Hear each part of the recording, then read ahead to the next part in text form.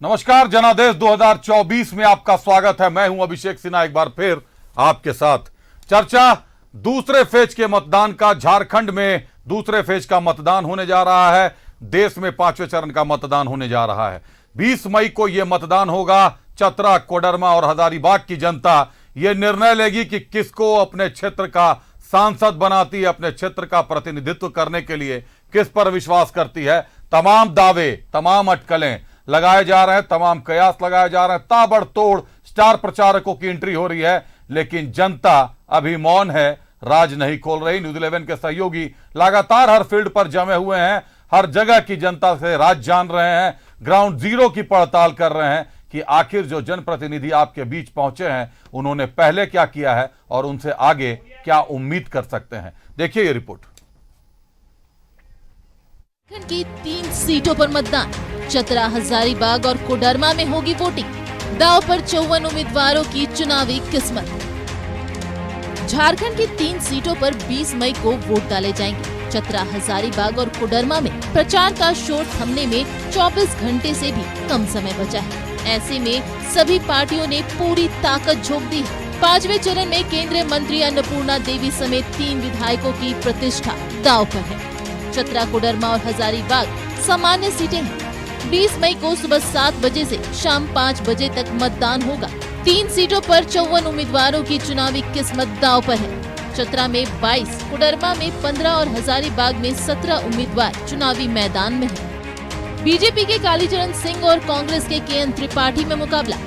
BSP से पूर्व केंद्रीय मंत्री नागमणि ठोक रहे ताल। चतरा लोकसभा सीट पर चुनावी मैदान में कुल 22 उम्मीदवार। चतरा लोकसभा सीट पर अनुसूचित जाति और जनजाति का दबदबा है। इसके अलावा यहाँ पिछड़ी जातियाँ भी हैं, लेकिन महिलाएं निर्णायक भूमिका में हैं। चतरा में पुरुष से ज्यादा महिला मतदाताओं की संख्या है। चतरा संसदीय क्षेत्र में 3 जिलों का हिस्सा आता है। चतरा, लातेहार और पलामू के इलाके में शामिल है। चतरा संसदीय क्षेत्र में विधानसभा की 5 सीटें। सिमरिया, चतरा, मणिका, लातेहार और पांकी। सिमरिया और पांकी सीट पर बीजेपी का कब्जा। चतरा पर आरजेडी, लातेहार पर जेएमएम का कब्जा। मणिका सीट पर कांग्रेस के विधायक। 2019 में चतरा में कमल खिला था। बीजेपी के सुनील कुमार सिंह ने 3,77,000 से ज्यादा वोट से जीत दर्ज की थी।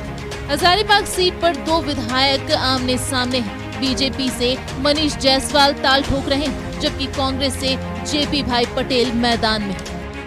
बीजेपी के मनीष जायसवाल और कांग्रेस के जेपी भाई पटेल में मुकाबला। हजारीबाग संसदीय सीट पर चुनावी मैदान में कुल 17 उम्मीदवार।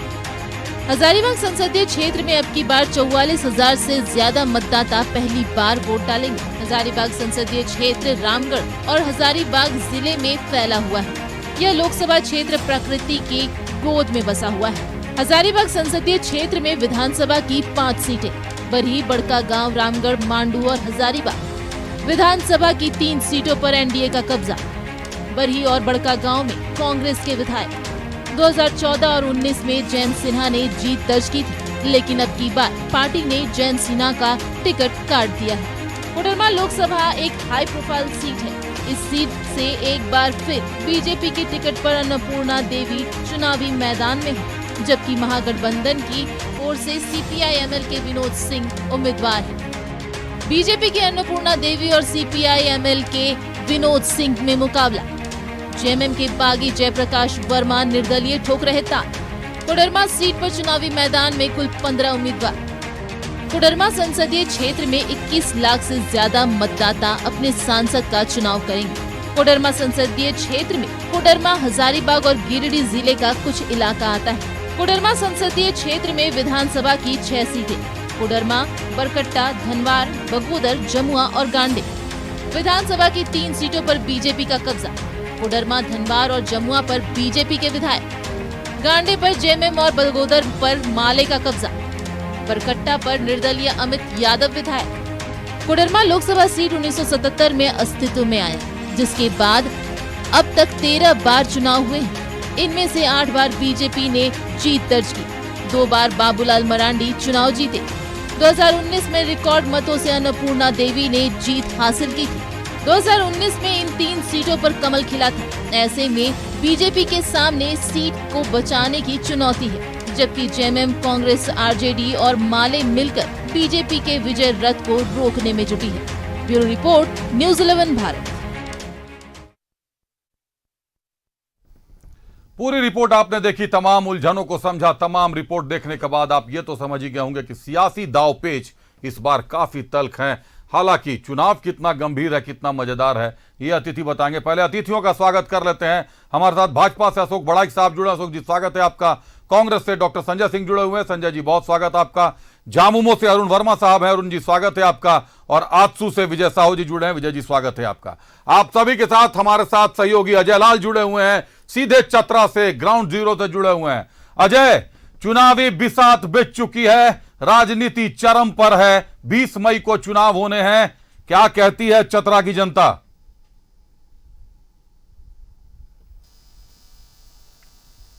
चतरा की जनता पूरी तरह से, आप यूं कह सकते हैं कि इस बार मुझे लगता है कि कोई बड़ा फैसला ले ले तो आप चौंकिएगा नहीं। भारतीय जनता पार्टी के उम्मीदवार कालीचरण सिंह सिर्फ मोदी नाम केवलम कर रहे हैं पिछले कई दिनों से। दूसरी तरफ कांग्रेस के जो केएन त्रिपाठी हैं, आज उन्होंने लातेहार जिले में कई जगहों पर चुनावी दौरा किया, रोड शो किया और उम्मीद से ज्यादा रिस्पांस केएन त्रिपाठी को मिला है। ये भारतीय जनता पार्टी के लिए खतरे की घंटी हो सकती है। आप तमाम जगहों पर यह सोचेंगे कि सिर्फ मोदी फैक्टर काम करेगा, ऐसा नहीं होता।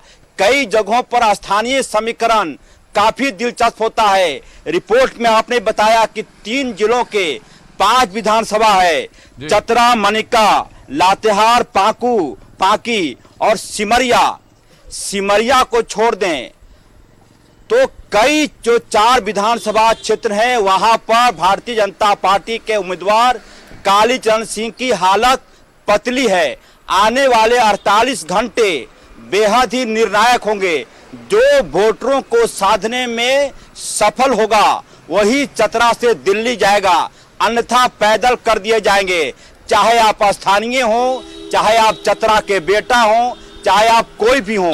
लेकिन जो जातीय समीकरण है, भुइयां जाति की बात करें, पांडे की बात करें, तमाम लोग कई प्रकार से, और एक जो बड़ी आबादी है मुस्लिम की आबादी, लगभग 3.5 लाख उनका वोट है इस चतरा संसदीय क्षेत्र में। यदि उस वोट को जोड़ दें तो आप कह सकते हैं कि कालीचरण सिंह की सेहत बनते बनते बिगड़ सकती है। इसमें कोई चौंकाने वाली बात नहीं है।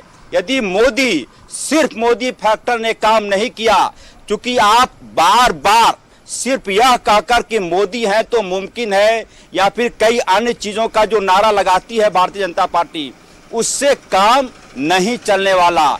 जाहिर सी बात है, कालीचरण सिंह भी धूप में पसीना बहा रहे हैं। लेकिन अभी मैं पिछले 24 घंटों की रिपोर्ट बताऊं तो केएन त्रिपाठी बढ़त लिए हुए हैं इस चतरा संसदीय क्षेत्र में। यदि वो जीत जाते हैं तो इसमें कोई ऐसा नहीं कह सकते कि कोई आश्चर्यचकित या फिर कोई करिश्मा हो गया। सेहत लगातार सुधर रही है। जैसा कि मैंने कहा कि कई जातीय समीकरण है, और जो 5 में से चलते अपने अतिथियों के पास, और हमारे सहयोगी अजय लाल भी हमसे जुड़े हुए हैं। अजय, जुड़े रहिएगा हमारे साथ। सीधे पहले एक बार अतिथियों का रुख करते हैं। भाजपा से अशोक बड़ाइक साहब हमारे साथ जुड़े हुए हैं। अशोक जी, ग्राउंड जीरो पे इस वक्त अजय लाल खड़े हैं, कह रहे हैं मोदी नाम केवलम नहीं चलेगा साहब, चुनाव में ताकत लगानी पड़ेगी, कांग्रेस की गाड़ी ज्यादा तेज भाग रही है। अशोक जी, देखिए, मैं न्यूज़ 11 देख रहा था और अजय लाल जी का ही रिपोर्ट देख रहा था, अभी कुछ दिन पहले देख रहा था मैं। और अजय लाल जी ने ग्राउंड रिपोर्ट में बताया था कि जिस तरह से नरेंद्र मोदी जी के जो आंधी और तूफान जो सिमरिया में देखने को मिला है, और मुझे लगता है कि सिमरिया में जो प्रधानमंत्री जी का हुजूम, कोई बारिश और ओले, आपको जानकारी होगा अभिषेक जी कि प्रधानमंत्री जी का हेलीकॉप्टर उतरने से ठीक 15 मिनट पहले तक सिमरिया की धरती और चतरा और हजारीबाग लोकसभा के लोग वहां पर मौजूद थे। 15 मिनट पहले तक तेज आंधी और बारिश और ओलों से वहां पर लोग प्रभावित थे। लेकिन भी अपने लाडले प्रधानमंत्री और यशस्वी प्रधानमंत्री जी को देखने सुनने के लिए जो जनसैलाब था, वो प्रधानमंत्री जी ने भी अपने ट्विटर के माध्यम से उस भीड़ को दिखाने का काम किया है। तो मुझे नहीं लगता है अजय लाल जी हो सकता है केएन त्रिपाठी जी के सभा में जाकर वहां के जो लोग जो आए थे उनको देखकर बोल रहे होंगे, लेकिन मैं तो आपको स्पष्ट कर दूं कि नरेंद्र मोदी जी के सभा में एक बार जाने के बाद आप केएन त्रिपाठी कांग्रेस ने पूरे इंडिया अलायंस के झारखंड से जिस तरह से सफाया होते हुए दिख रहा था नरेंद्र मोदी जी के सभा के बाद, मुझे नहीं लगता कि कोई ग्राउंड रिपोर्ट अगर कर रहा होगा उस समय, तो मुझे नहीं लगता कि इस तरह की बातें कोई करता। अजय जी ने ही ग्राउंड रिपोर्ट की थी अशोक जी, और आपको ये भी बता दूं कि उस ग्राउंड रिपोर्ट की भी उन्होंने तारीफ की थी, नरेंद्र मोदी के सभा की भी तारीफ की थी, और आज भी कहां कह रहे हैं, वो तो आज कह ही रहे हैं कि मोदी नाम केवलम पे कालीचरण सिंह अड़े हुए हैं। नहीं, मैं तो अब मैं दूसरे तर्क के साथ उम्मीदवार वही अभिषेक, मैं उसी बात का जिक्र कर रहा हूं। उम्मीदवार को अपनी ताकत भी लगानी पड़ेगी ना कि केवल मोदी के नाम से गाड़ी चलेगी। उसी बात का जिक्र रहा हूं कि चतरा में आ रहा हूं, यदि मोदी के नाम पर ही चुनाव जीतना है तो मंगरा मुंडा भी यहां से चुनाव जीत सकता है, कालीचरण सिंह ही क्यों, किसी को टिकट दे दीजिए। ये मैं कह रहा हूं कि सिर्फ मोदी नाम केवलम हो रहा है स्थानीय प्रत्याशी से। जब आप बात करेंगे अभिषेक जी, मैं तो एकदम स्पष्ट को भी यहाँ से चुनाव, मैं स्पष्ट और डंके की चोट में मैं बोल रहा हूं कि पूरे देश भर में नरेंद्र मोदी जी के चेहरे पे चुनाव लड़ा जा रहा है, इसमें कहीं कोई किंतु परंतु नहीं है। जिसने 500 साल के वनवास के बाद प्रभु श्री राम जी को भव्य दिव्य मंदिर बनाने का काम किया, जिसने धारा 370 हटाने का काम किया, जिसने 80 करोड़ गरीबों को मुफ्त अनाज देने का काम किया, अगर उसके चेहरे पे दुनिया में 5वीं सबसे बड़ी अर्थव्यवस्था बनाने का काम किया, उसमें अगर उसके चेहरे पे चुनाव लड़ा जा रहा है तो मुझे नहीं लगता किसी को कोई समस्या होगी। दूसरी बात, जिस तरह से चतरा की हम लोग बातें कर रहे हैं, अभी उसके बाद और 2 लोकसभा की बातें करेंगे। चतरा में क्या है, चतरा में आरजेडी उस सीट को मांग रही थी, अपने वर्तमान मंत्री आरजेडी के वहां पर वो सत्यानंद भोक्ता जी उस सीट पर दावा ठोके हुए थे कि यह सीट आरजेडी का है। मैं तो बता रहा हूं कि ये इंडिया अलायंस के धार धीरे धीरे खुलते जा रहे हैं। अभिषेक जी, आज सत्यानंद भोक्ता जी को देख लीजिए, इंडिया अलायंस तो नाम सिर्फ बैनर में वो सभी नेताओं की तस्वीर दिखती है, लेकिन सत्यानंद भोक्ता जी कभी दिखते हैं? लेकिन बीजेपी के जितने भी अलायंस जो सहयोगी है, आजसू है, जदयू है, लोजपा है, सभी कहीं ना कहीं उस लोकसभा सीट में अपने अपने छोटे स्तर से लेकर बड़े स्तर के कार्यकर्ता सब अपने अपने स्तर से लगे हुए हैं। तो मुझे लगता है कि चतरा में जिस तरह से अभी कुछ दिन पहले तक जयप्रकाश भोक्ता जी बीजेपी के थे, उन्होंने बागी होकर चुनाव लड़ने का फैसला किया, फिर बीजेपी के लोगों ने समझाया तो वो मान गए, बोले हम बीजेपी के परिवार के अभिन्न अंग है, हम मुझे बागी होकर लड़ने का कोई शौक नहीं है, मैं नरेंद्र मोदी जी को तीसरी बार प्रधानमंत्री बनाना चाहता हूं, इसलिए उन्होंने अपना नामांकन वापस लिया। तो मैं कुल मिला के यही कह सकता हूं अभिषेक जी, पूरी समीकरण इंडिया अलायंस या कोई नाराज थे या रूठे हुए थे, वो सभी बीजेपी परिवार में वापस एकजुट होकर कालीचरण सिंह जी को सांसद बनाने के लिए और नरेंद्र मोदी जी को तीसरी बार प्रधानमंत्री बनाने के लिए एकजुट है। चलिए अजय 14 लाख मतदाताओं में 14 लाख 5 हजार के करीब मतदाता बताए जा रहे हैं, अब तो और बढ़ गए होंगे, 3 लाख से ऊपर 3,77,000 वोट से सुनील सिंह ने चुनाव जीता था भाजपा का। और ये भाजपा से अशोक बड़ाई साहब है, उन्होंने साफ कर दिया कि मोदी के नाम पर पूरे देश में चुनाव लड़ा जा रहा है, इस बात से इनकार भी नहीं है, मोदी की गारंटी ही स्लोगन है, मोदी की गारंटी ही चल रही है। एक तीसरा पक्ष भी है अजय नागमणि का, जो कि झारखंड गठन से पहले भी सांसद थे, और नागमणि भी बसपा के टिकट से इस बार ताल ठोक रहे हैं।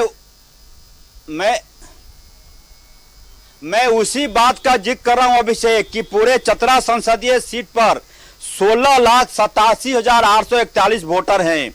पुरुषों की संख्या 8,60,982 और महिला वोटरों की संख्या 8,26,859 है। यदि नरेंद्र मोदी के चेहरे पर ही चुनाव लड़ना था तो सुनील सिंह में क्या बुराई थी? हमारे अतिथि अशोक जी से पूछिए कि क्यों उनको नाकाबिल करके वहां से यहां से बैरंग कर दिया गया। यदि नरेंद्र मोदी के चेहरे पर ही चुनाव लड़ना है तो कालीचरण सिंह ही क्यों, किसी मंगरा मुंडा को भी यहां से आप टिकट दे देंगे, जनता यहां की भेज देगी, क्योंकि प्रधानमंत्री नरेंद्र मोदी का एक्सेप्टेंस है। फिर कालीचरण सिंह क्यों, सुनील सिंह में क्या बुराई थी, क्यों स्थानीय लाया, इस बात की चर्चा मैं कर रहा हूं। जब नरेंद्र मोदी के ही चेहरे पर चुनाव लड़ना था तो आप क्यों सुनील सिंह को पैदल कर दिए? त्रिकोणीय मुकाबला कहीं सांसद रहे। अजय त्रिकोणीय मुकाबला कहीं दिखाई दे रहा है? बसपा से नागमणि भी खड़े हुए हैं। देखिए अभिषेक, त्रिकोणीय मुकाबला मैं नहीं देख पा रहा हूं। नागमणि का छवि ऐसी हो गई है कि उनसे हर मुलाकात के बाद आपको पूछना होगा कि नागमणि जी आप बताइए कि आप किस पार्टी में हैं। कभी कांग्रेस में, भाजपा में, बसपा में, राजद में, जितनी भी भारत की पार्टियां हैं उन तमाम पार्टियों में मानिए चलिए एक और आखिरी सवाल का जवाब अजय, बाहर भी निकल चुके हैं। अजय एक और आखिरी सवाल का जवाब, आप ही ने ब्रेक की थी खबर, झामुमो के जिला सचिव अमरजीत साहू की खबर आपने ब्रेक की थी कि वो के.एन. त्रिपाठी पर गंभीर आरोप लगा रहे हैं कि के.एन. त्रिपाठी पार्टी तोड़ने का काम कर रहे हैं, कांग्रेस को भी तोड़ने का काम कर रहे हैं और उनके साथ गठबंधन भी टूट सकता है और झामुमो ने खुद को किनारे कर लिया था के.एन. त्रिपाठी के समर्थन से चतरा में। अजय, बीच में ऐसी बातें हुई थी कि जिला सचिव थोड़े नाराज हो गए थे के.एन. त्रिपाठी से, कांग्रेस से, लेकिन वक्त रहते डैमेज कंट्रोल कर लिया गया। झारखंड मुक्ति मोर्चा रांची से उनके लिए मैसेज आया, अब सब कुछ नॉर्मल है, मुकाबला बेहद ही दिलचस्प है। मैं बार बार कह रहा हूं कि मोदी फैक्टर को किनारे कर दिया जाए। बिल्कुल, मोदी फैक्टर की जहां तक बात है, देश भर में जो नाम चल रहा है, देश भर के चुनाव जिस नाम पे लड़े जा रहे हैं, अशोक बड़ाइक ने यह साफ कर दिया है। बहुत धन्यवाद अजय हमसे जुड़ने के लिए, चतरा से संबंधित तमाम जानकारियों के लिए।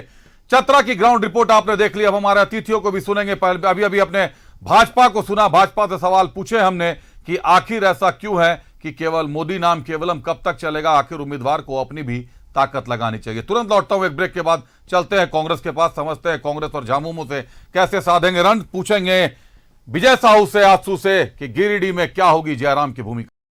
आप सभी का स्वागत करते हैं, चलते हैं अपने अतिथियों के पास। कांग्रेस से संजय सिंह साहब हमारे साथ जुड़े हुए हैं। संजय साहब, चतरा से तो कहीं ना कहीं अजय लाल ने जो जानकारियां दी ग्राउंड जीरो से कि के.एन. त्रिपाठी रेस में तेज दौड़ना शुरू कर चुके हैं, लेकिन मोदी की गारंटी भी चल रही है, कांटे की टक्कर होगी। चतरा में 3,77,000 वोट को पाटने का काम आपको करना होगा। संजय साहब, चतरा या कोई भी विधानसभा, लोकसभा के सामाजिक बनावट को जब तक हम लोग विमर्श में नहीं लेंगे तब तक कोई चर्चा बेमाने होता है। चतरा लोकसभा क्षेत्र का जो सामाजिक बनावट है वो बिल्कुल इंडिया गठबंधन का जो सामाजिक बनावट है उसके अनुकूल है। और जो मोदी फैक्टर की बात हो रही है, तो आज आप देख रहे होंगे 2014-19 में संविधान कभी चर्चा में आया भी नहीं था। किसी पब्लिक रैली में या राजनीतिक विमर्श में चुनाव के दौरान संविधान आरक्षण पर बात नहीं हो रही थी। इस बार आप देखेंगे, हर जगह देखेंगे, चाहे वो प्रधानमंत्री बोल रहे हो, अमित शाह बोल रहे हो या उनके नेता बोल रहे हो, हमारे द्वारा सेट किया हुआ नैरेटिव, इंडी गठबंधन के द्वारा सेट किया हुआ नैरेटिव, संविधान की रक्षा, लोकतंत्र की रक्षा, आरक्षण की रक्षा पर लगातार हम लोग घेर रहे हैं, वो बोल रहे हैं। अब आते हैं हम पहले आपने नैरेटिव सेट किया था। बिल्कुल, अब आ रहे हैं हम पहली बात पर, सामाजिक बनावट पर। चतरा में आपके ही संवाददाता बतला रहे हैं कि अनुसूचित जाति के लोग कितने हैं, वो बतला रहे हैं कि पिछड़ी जाति का वहाँ पर क्या प्रतिशत है। तो आप यह भी जानते हैं कि आरक्षण जब भी विषय बनता है तो वो सबसे अधिक प्रभावित करता है उन वर्गों को जिनको संवैधानिक रूप से इसका लाभ मिलते आ रहा है जब से संविधान हम लोग अडॉप्ट किए 26 जनवरी 1949 में। तो हमारा ये मानना है कि ज़मीनी स्तर पर जो झारखंड की लड़ाई है, उस लड़ाई में स्थानीय फैक्टर्स बहुत मैटर कर रहे हैं। स्थानीय फैक्टर्स का मतलब होता है समीकरण जो बन रहा है जातियों का और समीकरण जो बन रहा है स्थानीय मुद्दों का। मोदी फैक्टर अगर बनता तो एक बड़ा नैरेटिव मोदी जी बनाते, जो वो पहले और दूसरे चरण के बाद देख लिए कि बना नहीं, तो उनको आना पड़ा मंगलसूत्र पर। हम बहुत चकित हुए जब हम पहली बार सुने इस स्पीच को, तो हमको लगा कि कैसे दुनिया के सबसे बड़े लोकतंत्र के प्रधानमंत्री ये कह रहे हैं कि कोई भी पॉलिटिकल पार्टी अगर जीतेगी चुनाव तो हिंदू महिलाओं के मंगलसूत्र को अपने उनके गले से उतार कर वो अपने कब्जे में ले लेगी। भैंसों को बांटने की बात तक पे पहुंच गए। आप सोचिए कि एक समय था जब हमारे प्रधानमंत्री वाजपेयी जी का भाषण हो या और भी जितने प्रधानमंत्री हो, हम तो अपने प्रधानमंत्रियों का नाम नहीं गिनाना चाहते हैं, नहीं तो लगे पक्षपात कर रहे हैं। कभी तो लगेगा कि देश अभी तक आप ही लोगों ने चलाया। नहीं, कभी इस तरह का राजनीतिक भाषा का प्रयोग होता ही नहीं था। हमारा ये है कहना कि राजनीतिक भाषा में इतना जो गिरावट आया है, इसका बहुत दूरगामी प्रभाव पड़ने जा रहा है, क्योंकि जब शीर्ष के नेता ऐसी भाषा का प्रयोग करेंगे तो उनके काडर कार्यकर्ताओं को संदेश जाता है कि अब तुम्हारी भाषा भी हमारी भाषा के अनुरूप होनी चाहिए। जनता अब इस भाषा को नकार दिया है। जनता को अगर आप ऐसा अगर सोचते हैं कि कोई हिंदू महिला अपने मंगलसूत्र पे हाथ रखकर सोचती है कि उसका मंगलसूत्र कोई छीनने वाला है, तो उसको मालूम है कि इससे बड़ा कोई झूठ नहीं हो सकता है। अगर कोई गांव का किसान देख रहा अपने भैंसों को और गिनती कर रहा है, उसको लगता है कि बीजेपी के हारने से और कांग्रेस के आने से उसकी भैंस की गिनती कम हो जाएगी, तो इससे बड़ा झूठ नहीं होता है। झूठ इतना बोला गया कि लोग सच जान गए हैं, और वो सच एक ही है कि आने वाले समय में एक बदलाव का एक आंधी है और परिवर्तन का आंधी है, और जनता मन बना ली है। बीजेपी इस बार हाशिए पर है, चुनाव हारने वाली, और विशेषकर झारखंड में तो मेरा मानना है कि अगर उनको अभी देखा जाए फर्स्ट फेज में तो एक भी सीट आ जाए तो बहुत बड़ी बात होगी। चलिए आते हैं आंसू के पास, सीधे विजय साहू के पास चलते हैं। एक भी सीट आ जाए तो बड़ी बात होगी, कह रहे हैं संजय सिंह साहब, कांग्रेस से जुड़े हैं हमारे साथ। विजय साहू, अभी चतरा, हजारीबाग, कोडरमा 3 जगह पर चुनाव होने हैं। गिरिडीह से आपके भी सांसद उतरेंगे। गिरिडीह के कई क्षेत्र हैं जो कोडरमा से लगे हुए क्षेत्र हैं। बात चतरा की करें, बात कोडरमा की करें, कहीं ना कहीं दोनों जगहों पर आंसू का एक बेहतर प्रभाव देखा जाता है। हजारीबाग तक ये सिलसिला चलता हुआ आ रहा नजर आ रहा है। किस आधार पर कह रही है कांग्रेस का दावा है कि पहला रुझान कांग्रेस के फेवर में है पहले चरण के चुनाव का? पहले चरण का चुनाव का आकलन सब लोगों ने कर लिया। कांग्रेस के प्रवक्ता है तो बोलेंगे। पहले चरण के चुनाव में चारों के चारों सीट क्लीन स्वीप कर रहा है और माहौल बना है। हमने देखा है सिमरिया में, अभी आपके संवाददाता बोल रहे थे, मैं वो ग्राउंड रिपोर्टिंग कर रहा, और उस दिन मोदी जी के कार्यक्रम में मैं मंच में था। लोगों की भाव मैंने देखा, वो भाव ऐसा था कि 5 साल तक बदल नहीं सकता है तो कैसे बदलेगा अभी तुरंत। ऐसा गजब माहौल था। उनका चेहरा का भाव हम लोग पढ़ते हैं ना 20 साल की राजनीतिक जीवन में, आप क्या सोच रहे हैं, क्या कर रहे हैं, क्या करना चाहते हैं, हम लोग पकड़ लेते हैं। और मैंने देखा कि वो भाव गजब का था, वो बदलने वाला नहीं। चतरा ऐतिहासिक जीत पिछले दफा के बरस पर, इस बार ज़्यादा अंतर से जीतेंगे।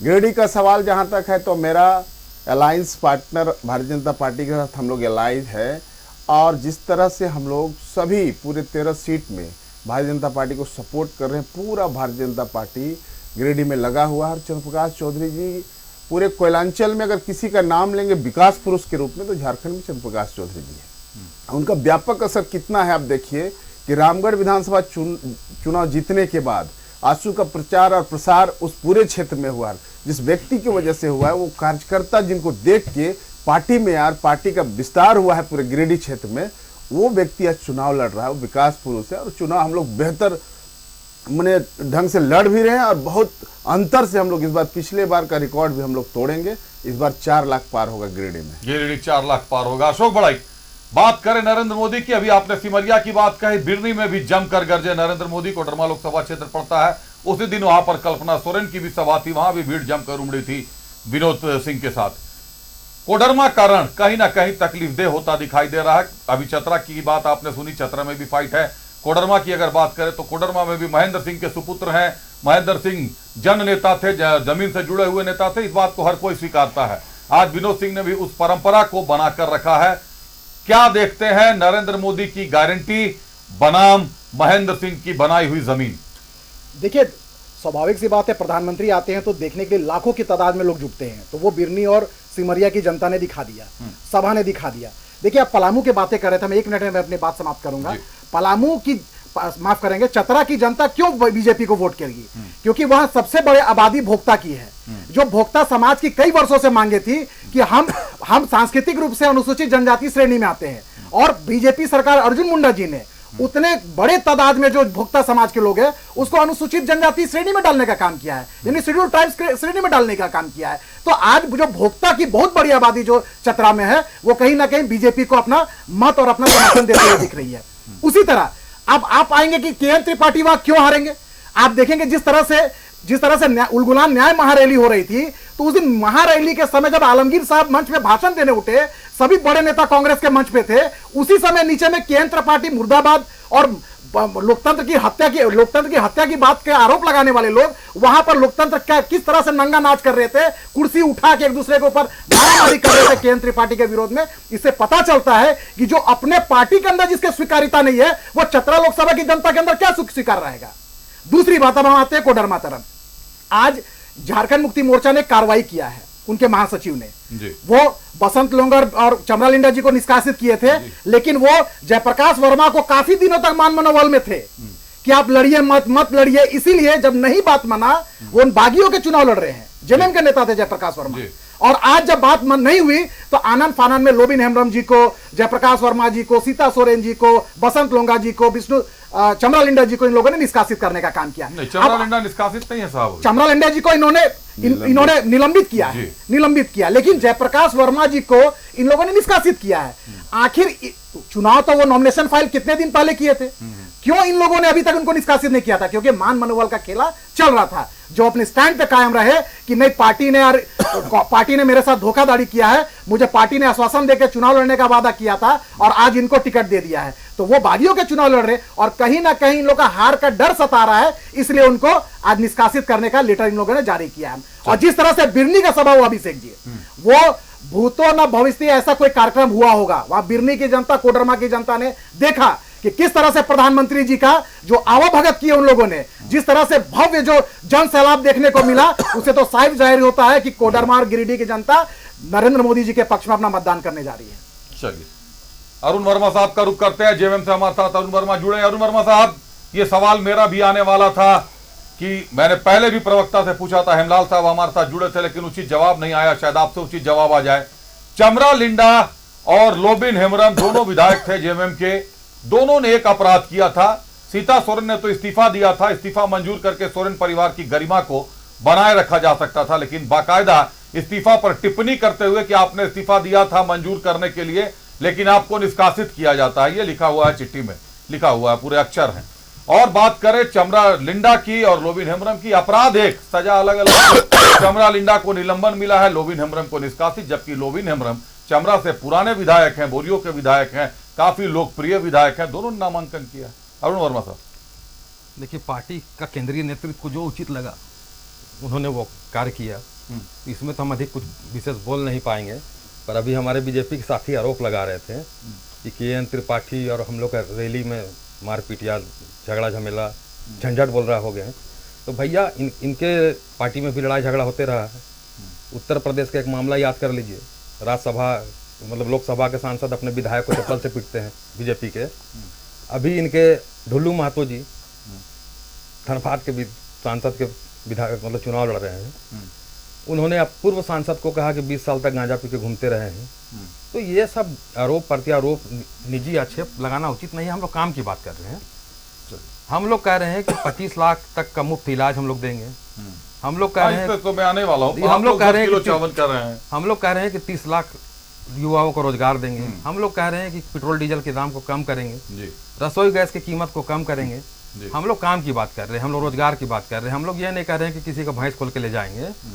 अरे भैंस को नहीं लग रहा कि आप उन्हीं की बातों का खंडन कर रहे हैं? वो 5 दे रहे हैं तो आप 10 दे रहे हैं, वो 5 दे रहे हैं तो आप 25 दे रहे हैं। बढ़ा के, ये तो लालच हो गया, बढ़ा के बोल रहे हैं। बढ़ा के 2 किलो नहीं दे पाए। आप देखिए, ये लोग 2 किलो अनाज नहीं दे पाए, आज 10 किलो अनाज। नहीं, यहाँ तो एक बात जरूरी है बोलना। जनादेश 2024 में आपका स्वागत है। सीधे चलते अपने अतिथियों के पास, पहले भाजपा के पास चलते हैं, उसके बाद कांग्रेस से जवाब मांगेंगे। अशोक बड़ाइक साहब, आपको जनता वोट भाजपा को क्यों देगी? मोदी की गारंटी पर आप राशन 5 केजी देते हैं, कांग्रेस कह रही है 10 केजी राशन देगी। आप 5 लाख का मेडिक्लेम देते हैं, वो 25 लाख का वादा कर रहे हैं। आखिर ये वित्तीय बोझ किस पर पड़ेगा? 11.25 लाख करोड़ का वित्तीय बोझ फिलहाल अभी है, जब 5 केजी राशन मिलता है। जब 10 केजी मिलेगा तो 23.25 लाख रुपए का वित्तीय बोझ पड़ेगा। क्या देश की स्थिति है, कैसे संभालेंगे इसको? देखिए, मैं कुछ आंकड़े के साथ आपको बता रहा हूं कि नरेंद्र मोदी जी के पिछले 10 साल गरीबों को समर्पित ये सरकार रही है। हम जो अंत्योदय के भाव के साथ काम करते हैं कि समाज के अंतिम पायदान पे जो खड़ा व्यक्ति है उसका विकास की मुख्य धारा में कैसे जोड़ना है। अगर हम बात करें तो परिवार, जो गरीब परिवार है, 3 करोड़ गरीबों को पक्का आवास देने का काम नरेंद्र मोदी जी की सरकार ने किया। 14 करोड़ से अधिक परिवारों को शुद्ध नल से जल देने का काम किया। 12 करोड़ से अधिक शौचालय का निर्माण किया। 10 करोड़ से अधिक उज्ज्वला गैस कनेक्शन देने का काम किया। और तो और कोविड काल से लेकर अभी तक 80 करोड़ गरीबों को मुफ्त में अनाज देने का काम किया, जो अभी निरंतर जारी है। जब हम बात करते थे कि हम गरीबों को मुफ्त अनाज देंगे तो यही लोग मजाक उड़ाते थे कि गरीबों का मजाक उड़ा रहे हैं। आज इन लोगों ने नरेंद्र मोदी जी के 10 सालों के जो कार्यक्रम क्रियान्वयन जो जिन्होंने किया है, उन पर इन लोगों ने मोहर लगाने का काम किया है। क्योंकि हम लोग जब 5 केजी हम लोग मुफ्त राशन देने की बात करते थे तो ये लोग हमेशा विभिन्न मंचों से बैठकर टीवी डिबेट में मजाक उड़ाते थे कि ये गरीबों का मजाक है। आज नरेंद्र मोदी जी के इन्हीं कार्यक्रम का जब सफलता होते दिखा तो ये लोग उसको लॉलीपॉप दिखाने के लिए देश की जनता को वापस 5 से 10 केजी की है। यानी नरेंद्र मोदी जी के 10 सालों के कामों को कांग्रेसियों ने और इंडिया अलायंस के साथियों ने उस पर मुहर मारने का काम किया है। और तो और आप बात कर रहे थे वित्तीय बोझ का। 75 सालों में अभिषेक जी, अभी मैं तो छोड़िए, अब देश की बातें नहीं करेंगे, हम राज्य की बात करेंगे। 2 कांग्रेस के बड़े नेता जिसके एक के घर से मिलता है 350 करोड़ और एक के यहां से मिलता है 35 करोड़। अब बताइए कि ये किसके संपत्ति के उन्होंने जब्त करके रखा था? इस राज्य के खान खनिज, लैंड, सैंड, माइंस, जमीन, आदिवासी के जमीन हड़पने वाले लोग, इस राज्य के भविष्य के जो पैसा रखा था उस पैसे को बंदरबाट करके अपने निजी राजस्व बनाने का काम करने वाले लोग आज ये बात करते हैं कि देश में राजस्व पे बहुत ज्यादा बर्डन आ जाएगा, देश में वित्तीय संकट उत्पन्न हो जाएगा। अरे वित्तीय संकट 75 सालों में तो आप लोगों ने किया है। जो 2G, 3G, जीजाजी और कई तरह से घोटाले के करता धरता आप लोग हैं। आप लोगों ने 75 सालों में देश को किस खाई में लेकर ढकेल दिया था, वो तो खैर मनाइए इस देशवासियों का कि 140 करोड़ देशवासियों ने नरेंद्र मोदी जी को 10 साल तक देश का सत्ता सौंपा। और आज उसी का कारण है ये लोग बोलेंगे कि हम पॉलिटिकल स्पीच दे रहे हैं, लेकिन ये पॉलिटिकल स्पीच नहीं, ये दुनिया स्पीच दे रही है कि नरेंद्र मोदी के नेतृत्व में 11वीं से 5वीं दुनिया की सबसे बड़ी अर्थव्यवस्था बनी है। तो ये होता है देश का सर्वांगीण विकास। संजय जी, कैसे वित्तीय बोझ को पाटेंगे? 5 केजी अनाज पर अगर बात करें राहुल गांधी की, बात करें मल्लिकार्जुन खड़गे की, बात करें प्रियंका गांधी वाड्रा की, सबसे ज्यादा इन लोग गरजे। प्रियंका गांधी वाड्रा ने कई जगह पे खुले मन से बयान दिया कि राशन नहीं रोजगार दो, और भाजपा की राजनीति राम राशन राहत पर चलती है। आप लोग भी आखिर घूम फिर कर राशन पर आ गए, आप भी उसी पथ पर चलने लगे। वो 5 लाख में डिक्लेम दे रहे थे, आप भी 25 लाख का वादा करने लगे। आपको क्या लगता है इसी पथ पर चलकर जनता के दिलों तक पहुंच सकेंगे? पहले आपकी बात का, आप जो बोल रहे हैं उसका मैं खंडन करता हूं।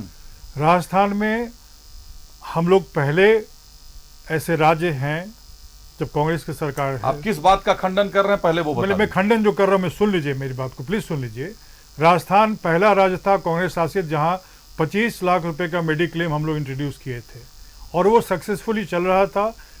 वहां पर उसको लेकर काफी लोकप्रियता उसकी थी और लोग उसकी बहुत सराहना भी कर रहे थे। तो ये जो हमारा सोच है ये राजस्थान मॉडल है। हम लोगों ने अनुकरण बीजेपी का नहीं किया। बीजेपी हमको देखती है, हमारे पीछे चलती है, क्योंकि हमारे पीछे चलने का काम इनको करना पड़ेगा, ये मुख्य बात है। उसके पीछे वजह मैं बताता हूँ। फूड सिक्योरिटी एक्ट भी हमारे द्वारा लाया गया था, यूपीए सरकार के द्वारा। हम लोग एक कानून बनाए। सोचिए कितना बड़ा काम किया गया कि एक कानूनी अधिकार दिया गया देश के सभी गरीब को जो गरीबी सीमा रेखा के नीचे हैं कि आपको कभी भोजन के लिए कहीं पर हाथ नहीं पसारना पड़ेगा। और अगर कभी संकट आएगा, कभी जो शासन व्यवस्था है, जो यहाँ का जो प्रशासन है, अगर वो फेल करेगा तो आप अपने अधिकार के लिए न्यायालय में भी जा सकते हैं। वो लीगल गारंटी बना। अब आते हैं हम उस बात पर जो बहुत इम्पोर्टेंट है, जिसको हम बताना चाहेंगे। हमारा जो सरकार है, जो गवर्नमेंट है, जिसको हम देखना चाह रहे हैं, वो जनवादी होगा। हमारे 5 न्याय को कृपया देख लीजिए आप। युवा न्याय, नारी न्याय, किसान न्याय, श्रमिक न्याय और हिस्सेदारी न्याय। हमारे 50 गारंटी को आप देख लीजिए। आप अगर ईमानदारी से देखिएगा तो देश में पहली बार समाजवादी राजनीति का इतना बढ़िया एक खाका बनाकर पेश किया गया है। 8 करोड़ न्याय पत्र वितरित हुए हैं। देश के कोने कोने में अब लोग संविधान की रक्षा, लोकतंत्र की रक्षा और आरक्षण के मुद्दे पर, हिस्सेदारी के मुद्दे पर चर्चा करना शुरू कर दिए हैं। बीजेपी इसी से घबराकर राष्ट्रीय स्तर पर फिर से अपने उसी नैरेटिव में लौटी जो नैरेटिव बीजेपी का हमेशा रहा है, बांटो और राज करो। हिंदू मुस्लिम। आपने अपनी बातें पूरी कही, काफी देर कही, थैंक यू। अब मुझे ये बता दे कि मेरी किस बात का आपने खंडन किया? मैंने क्या कहा था जिसका मैंने खंडन इस बात किया श्रीमान? नहीं, मैंने क्या कहा था वो बता। आपने कहा कि बीजेपी 5 देता, हम 10 बोल रहे हैं। हमने कहा, आपने कहा बीजेपी 5 दे रहा है मेडिकल क्लेम, हम 25 की बात कर रहे हैं। आपके मैनिफेस्टो में राशन है? हमारे मैनिफेस्टो में राशन नहीं है। हमारे मैनिफेस्टो नहीं में है। 48 पेज का मैनिफेस्टो मेरे पास भी है साहब आपका। राशन की गारंटी आपने नहीं दी है। और मैं आपको ऐसे तमाम, इसलिए नहीं देंगे सुन ले संजय जी, आपने बोला, मैंने बहुत धैर्य से सुना। Thank you. आप सुन ले मेरी भी बात। मैं आपको ऐसे तमाम भाषण सुना दूंगा आपके शीर्ष नेताओं के जो खुले मन से कह रहे हैं कि राशन दीजिए, राशन मत दो, राशन नहीं चाहिए, रोजगार चाहिए। और आज आप राशन की राजनीति में उतरे हैं। 48 घंटे पहले मल्लिकार्जुन खड़गे का बयान एकमात्र आया है, उसके बाद आप फूड सिक्योरिटी बिल की बात कर रहे हैं। फूड सेफ्टी बिल कब शुरू हुई, सिक्योरिटी बिल कब खत्म हुई, किस तरीके से उसको अमली जामा पहनाया गया, ये चर्चा का विषय है साहब। हमारा खंडन जल्दी मत किया कीजिए। हम लोग अपनी तैयारी करके बैठते हैं, समझ कर बैठते हैं कि हमको क्या जवाब देना है। हम कभी नहीं कहेंगे आप उनके पीछे चल रहे हैं, लेकिन हम ये जरूर कहेंगे कि आप उन्हीं के दावों पर आगे बढ़कर अगर कह रहे हैं तो ये लालच होता है। जनता को इस तरीके से बरगलाया नहीं जा सकता, क्योंकि हर किसी को ना 5 किलो राशन चाहिए, ना 10 किलो अनाज चाहिए। देश को एक सशक्त सरकार चाहिए, वो आप दें, भाजपा दे, चाहे जो भी दे। रुक करते अपने अतिथियों का, चलते हैं आंसू से। विजय साहू जी हमारे साथ जुड़े हुए हैं। विजय, कैसे जीतेंगे गिरिडीह? कारण हालांकि मुद्दा कोडरमा लोकसभा क्षेत्र का है, कोडरमा के भी कई ऐसे क्षेत्र हैं जहां जयराम का प्रभाव देखा जा रहा है। कैसे साधेंगे जयराम को विजय? देखिए, गिरिडीह संसदीय क्षेत्र में अब एक कोकस लोग बनाने का प्रयास कर रहा है जो चुनाव हार रहे हैं, जिनके साथ मेरी लड़ाई है पूरे देश स्तर पर। वो लोग देख रहा है कि झारखंड प्रदेश में हम कहीं नहीं हैं, तो किसी को प्रोजेक्ट कर रहा है। और कहीं गिरिडीह क्षेत्र में आप जाके देख ले, जयराम महतो कहीं नहीं है। आप देख लीजिएगा, अभी आपको विश्वास नहीं होगा लोगों को, लेकिन लोकसभा चुनाव का रिजल्ट जब आएगा तो आप देखेंगे हम लोगों ने जो दावा किया है ऐसे नहीं किया है। ग्राउंड में मेहनत करने के बाद जो रिजल्ट मिलता है, आज मैं दिन भर 30 सभाएं की है मैंने, और आपके पास आना था। हमको लग रहा है कि लोग किस तरह से गोलबंद है मोदी जी को, देश की सुरक्षा को लेकर के। इसलिए गिरिडीह, कोडरमा, धनबाद सब सीट हम लोग जीतेंगे। हजारीबाग टोटल सीट 14 के 14 सीट जीतेंगे। और संजय भैया अभी थोड़ा सा बोल रहे थे, थोड़ा बीच में ये ले आते हैं संविधान, तो हम लोग को थोड़ा सा लगने लगता है। अब बताइए कि चुनाव हम नॉमिनेशन करा दिए और वोटिंग हो गया, रिजल्ट आने वाला ये आ गया, उसके बाद क्या नाम वापसी होती है क्या? पटेल जी को तो ये लोगों ने 14 वोट आने के बाद नाम वापस करवा लिया, वो आचार्य कृपलानी और ये पटेल जी का।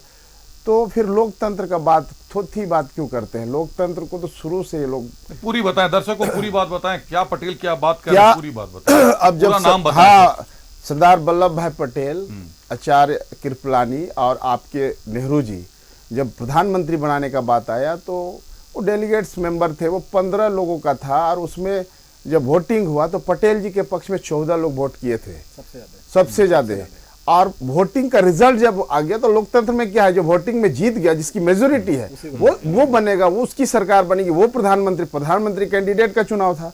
आपने उसके बाद कैसे मैंने अप्रोच लगा के आपने उनको एकदम बेइज्जत करने का काम किया। ये बड़ा सवाल आपने पूछ नेहरू लिया। जी का संविधान का क्या बात करते हैं ये लोग? बार-बार सवाल आप ही से पूछ लूंगा अरुण जी, आपसे यह भी समझूंगा कि झारखंड की सत्ता पर झामुमो का राज है, यहां पर कांग्रेस आपको समर्थन कर रही है, और झारखंड से जो पैसे निकल रहे हैं सब कांग्रेसी नेताओं के पास से निकल रहे हैं। ऐसे में कैसे समर्थन दे पाइएगा? सीधे रुक करते अपने अतिथियों का, वक्त 3 से 4 मिनट बचे हैं, रैपिड फायर राउंड में चलेंगे। अरुण वर्मा साहब के पास चलते हैं।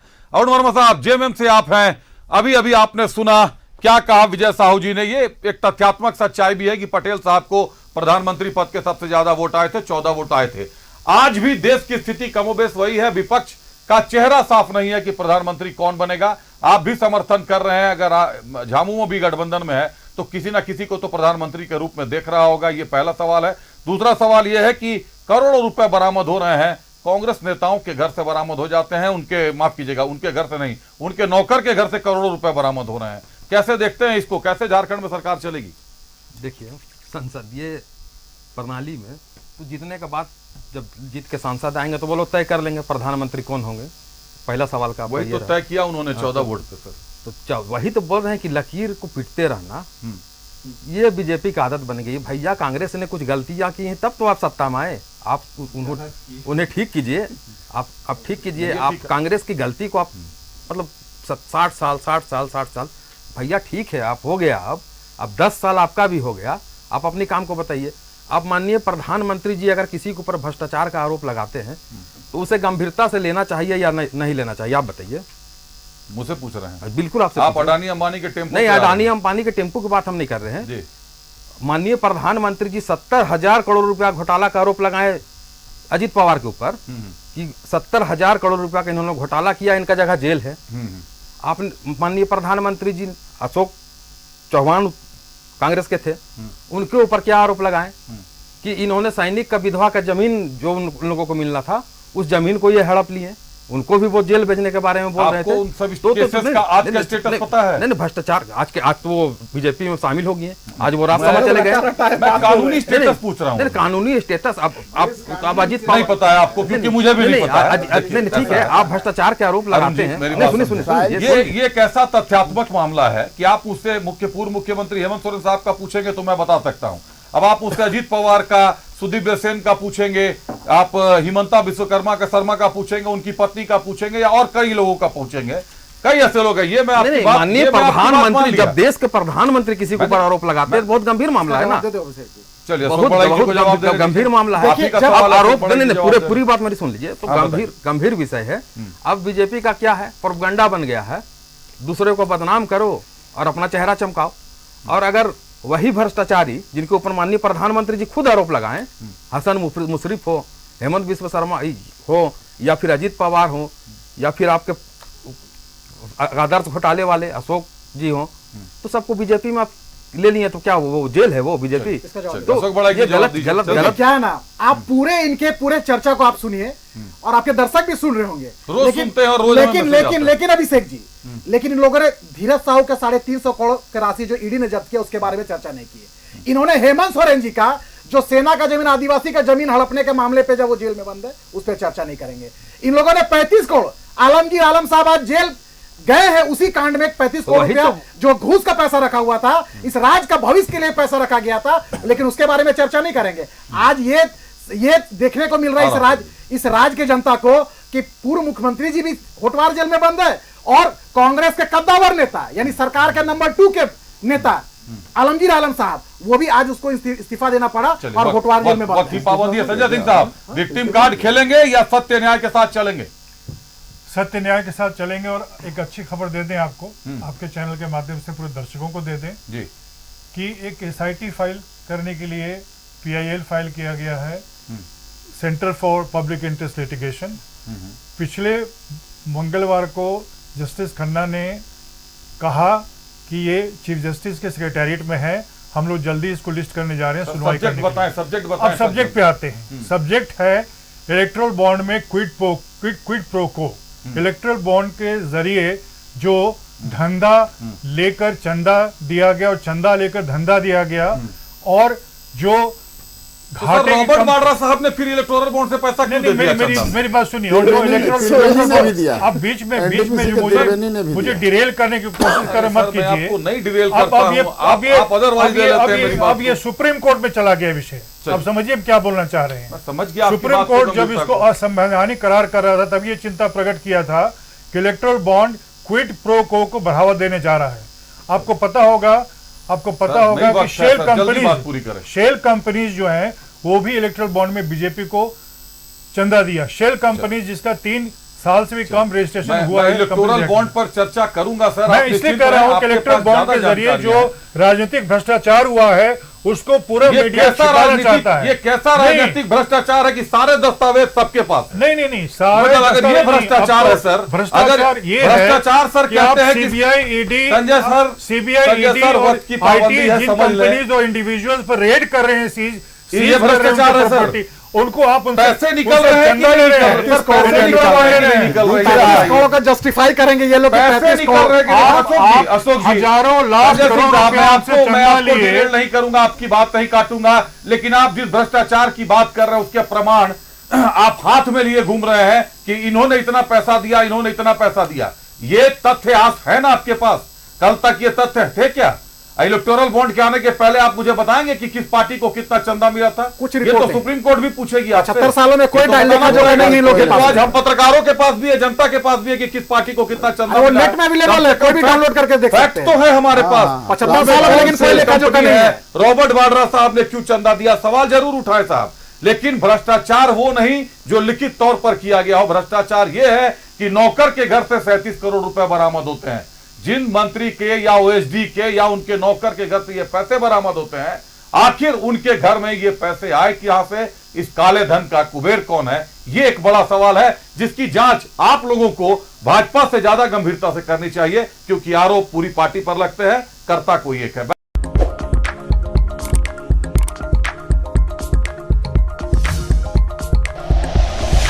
Like and share videos, subscribe करें हमारा चैनल और प्रेस करें बेल आइकॉन।